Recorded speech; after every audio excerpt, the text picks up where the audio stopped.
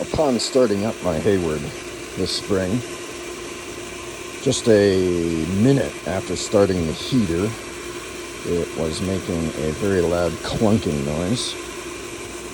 Didn't think there was much for mechanical parts in the heater other than the exhaust fan, so I was thinking at first it was a problem with the fan, but after going to YouTube, several people spoke about the bypass valve.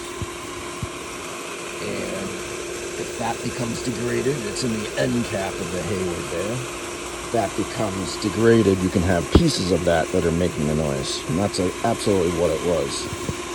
Let me tell you though, my biggest challenge was getting the valve out of there. So once you unscrew this cap, you then pull the cartridge out. But that was a very arduous task. I ended up having to pry it out, and it took me a good, 15 minutes probably of prying it out. So eventually got it pried out. So there's the old one. You can see the teeth marks, or the marks from me prying it out of there. There's even a hole in there, so I put a screwdriver through there to give me leverage, and then pliers on the other end, and pulled on both ends, but I just could not get this out whatsoever.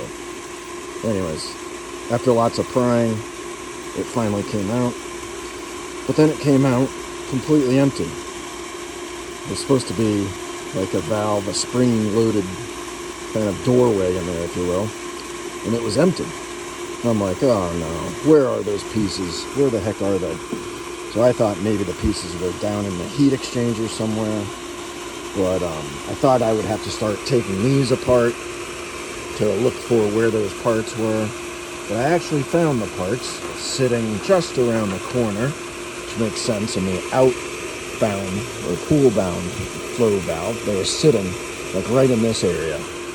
But anyways, this is what was causing all that noise, was, like I said, the flow valve, whatever, bouncing around, these pieces bouncing around in there.